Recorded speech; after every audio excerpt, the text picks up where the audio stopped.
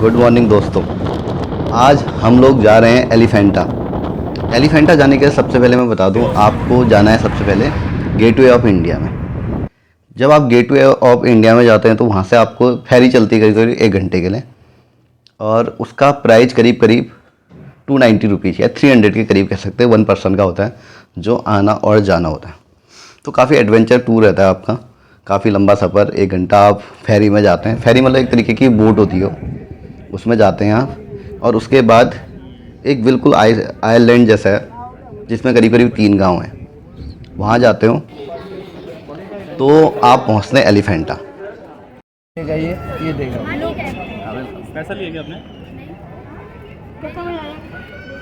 हमने एलिफेंटा का टिकट ले लिया और एक बार फिर से हम हैं गेटवे ऑफ इंडिया में। जो सबसे इंटरेस्टिंग पार्ट था यात्रा का वो था समुद्र के नीचे जो रोड बनी है। जो डेवलपमेंट था बड़ा शानदार था। सी हमारे ऊपर है और उसके नीचे जो रोड बनी है वो बड़ी शानदार है। एक अटल सेतु का आपने नाम सुना ही होगा, बट ये बहुत शानदार है। Now you can see gateway of India. कल हमने यहाँ पे पिक खींची थी, अभी हम सीधे जा रहे हैं एलिफेंटा की ओर।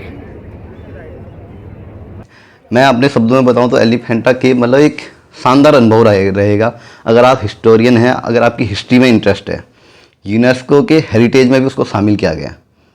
इतनी शानदार धरोहर है। अगर आप देखेंगे तो एक पहाड़ को काट कर बनाया गया हो, और उसके अंदर जो मूर्तियाँ बनाई हैं उनकी नक्काशियाँ इतनी शानदार हैं, मतलब हम बिलीव नहीं कर सकते कि एक मंदिर जो 6ठी शताब्दी में बना है। इसका इतिहास पूरा जो है वो आशीष बताएंगे। तो जो 6ठी शताब्दी में बन रखा है, उस समय के राजा ने बना रखा था। तो सोचो उस समय के कारीगरों ने के पास क्या नक्काशी रही होगी कि एक पूरे पहाड़ को काट दिया। पहाड़ को काटना बड़ी बात नहीं थी, पहाड़ को इस तरीके से काटा कि बीच में बैलेंस बन रखा है। चलो वो भी बड़ी बात नहीं है। उसके बाद उन्हीं पत्थरों में नक्काशी से इतने शानदार डिजाइन बनाना कि हमारी पूरी हिस्ट्री उसमें दिख जाए, हमारा पूरा सनातन धर्म उसमें दिख जाए, ये बड़ी बात थी जो बहुत इंटरेस्टिंग रहा हमारे लिए। देखना जानना बहुत ही शानदार रहा था। तो एलिफेंटा का इतिहास क्या है वो हमें आशीष बताएंगे। जी आशीष। धन्यवाद संतोष जी। तो जैसे संतोष जी ने बताया हमें एलिफेंटा केव्स के बारे में। जब हम फेरी लेकर जो 1 घंटे का हमारा रूट था, हम गेटवे ऑफ इंडिया से एलिफेंटा आइसलैंड पहुँचे थे। वहाँ पे एक टिकटिंग सिस्टम चलता है। 5 रुपये का मात्र अडल्ट के लिए वहाँ पे टिकट है। आपको उस विलेज में एंट्री करने के लिए टिकट लेना पड़ता है। वहाँ पे कुछ आपको एक टॉय ट्रेन चलती है जिसका कीमत सिर्फ 15 रुपये है, एक छोटी डिस्टेंस के लिए 700-800 मीटर के लिए। अगर आपको सिर्फ एक नई एडवेंचर के लिए करना है, आपको वो थोड़ा आगे लेके जाती है। हम 1 घंटे का फेरी का सफ़र करके पहुंच चुके हैं, और ये पीछे हमारी टॉय ट्रेन है। 15 रुपये इसका किराया है। ये चलने लग गई, देख सकते हो आप।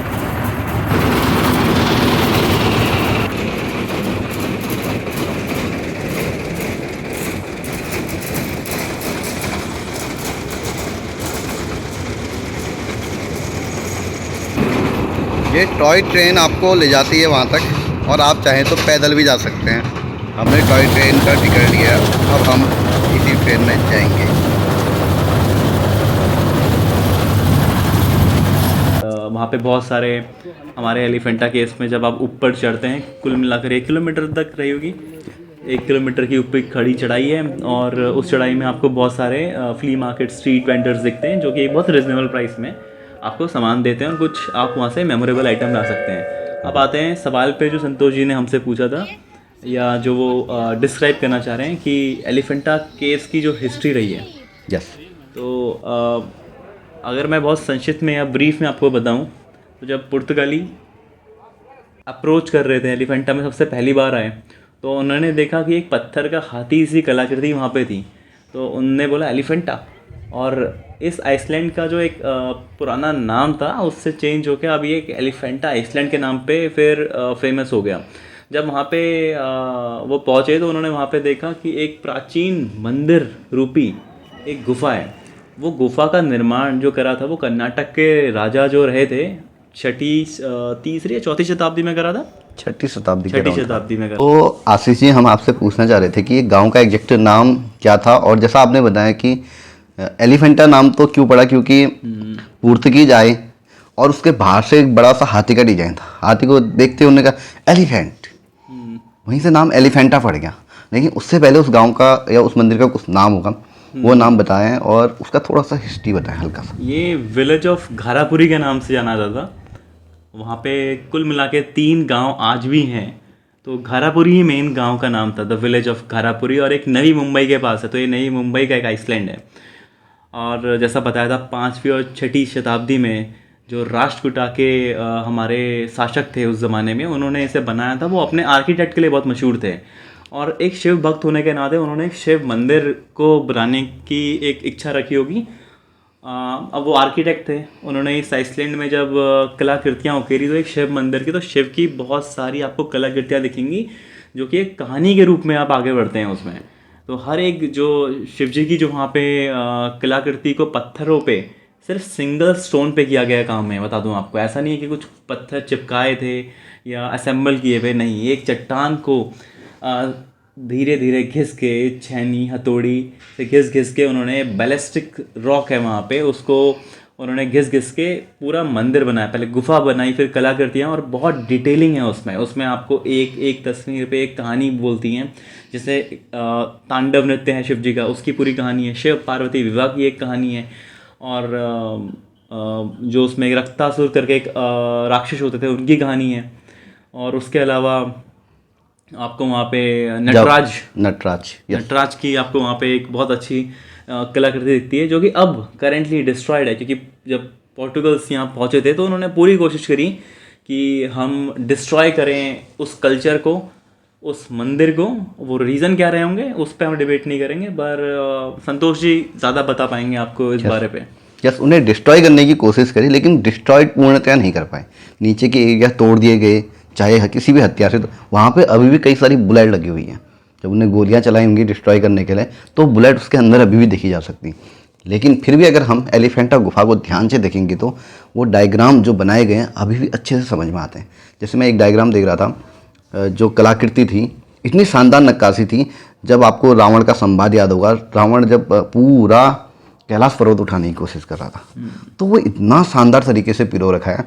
और दूसरी चीज़, जो माता सती के रूप है, नौ दुर्गा की फ़ोटो इस तरीके से बनाई है, साथ में गणेश, जो हम रोज़ करते हैं, अभी भी करते हैं। तो ये पूरी कलाकृतियाँ बड़ी शानदार तरीके से हैं। अब ऐसा नहीं है कि हम आपको पूर्णतः एक्सप्लेन करें, ये चीज़ें हैं फील करने वाली। जब हम जाएंगे देखेंगे तो मतलब छोटी सी जगह, छोटा सा एरिया, जब उसको देखते हैं तो मंत्र मुग्ध हो जाता है। उसके अलावा अगर हम शिवलिंग की बात करें, जैसे आशीष जी ने बता रखा था, तो 3 शिवलिंग है 3 जगह से पूजा करने के लिए, और द्वार इस तरीके से 3 एरिया से खुले हुए हैं उसके, और एक साइड से आपका एंट्री पास रहता है। आप जाएंगे, देखेंगे और फील करना चाहें, और अगर रियल में इतिहास को समझना चाहते हैं तो एलिफेंटा गुफा आपके लिए। कुछ और कहना चाहेंगे आप? नहीं, मैं कहूँगा कि ये जो आपने कहा, मैं उससे पूरी तरह सहमत हूँ कि अगर इतिहास को जानना चाहते हैं तो वो एक बेहतरीन जगह होगी आपके लिए। और अपने सनातन धर्म को अगर जानना चाहते हैं तो उसके लिए भी एक बेहतरीन जगह है। एलिफेंटा, ये एलिफेंटा केव्स है। इसका हिस्ट्री बोलेगा तो ये आइलैंड एक शिर आइलैंड है, और इसको यूनेस्को ने 1987 में वर्ल्ड हेरिटेज का दर्जा दिया, जागतिक पर्यटन स्थल। बाद में एलिफेंटा नाम इसमें कैसा गिरा आपको कि इसमें ये एलिफेंटा में पत्थर का हाथी था। तो हाथी को जब भी पोर्तुगीज सैनिक व्यापार करने से भारत में 1534 में आए, जब भी वो किसी काल में घारापुरी में आए, जब भी आके वो जेटी पे उतरे, वहाँ उनको पत्थर का हाथी मिला सर। अच्छा। वो हाथी देख के वो लोग आश्चर्यचकित हो गए। वो हाथी देख के चिल्लाने लगे एलिफेंट एलिफेंट करके। अच्छा। इसकी वजह से ये आइलैंड का नाम एलिफेंटा गिरा सर। अच्छा। एक्चुअली ओरिजिनल नाम इसका Gharapuri sir. Dharapuri. Yes yes. तो ही हिस्ट्री सर। बहुत बहुत धन्यवाद, थैंक यू सो मच। तो दोस्तों, अभी हम हैं एलिफेंटा की गुफा में, तो हम आपको बताएंगे कि एलिफेंटा की गुफा में कैसे पहुंचना है। तो एलिफेंटा की गुफा में पहुंचने के लिए सबसे पहले आपको गेटवे ऑफ इंडिया में आना है, जहाँ पर से आप टिकट लेंगे फेरी का, जो 300 के करीब होता है। आना जाना दोनों फेरी में होता है, 1 घंटे का करीब रास्ता है ये। उसके बाद आप एक ट्रेन ले सकते हो 15 रुपये जिसका किराया है, या आप पैदल भी आना चाहें पैदल भी आ सकते हैं। 100 से 200 मीटर की डिस्टेंस है। उसके बाद आप आइए एलिफेंटा की गुफाओं में। आप इन गुफाओं को देखकर हैरान हो जाएंगे, जो इसके अंदर की नक्काशी है। बहुत बहुत धन्यवाद, आपने हमें बड़े ध्यान से सुना। आगे वीडियो देखते रहे। आखिरी में एक ही बात कहेंगे, जय देवभूमि उत्तराखंड।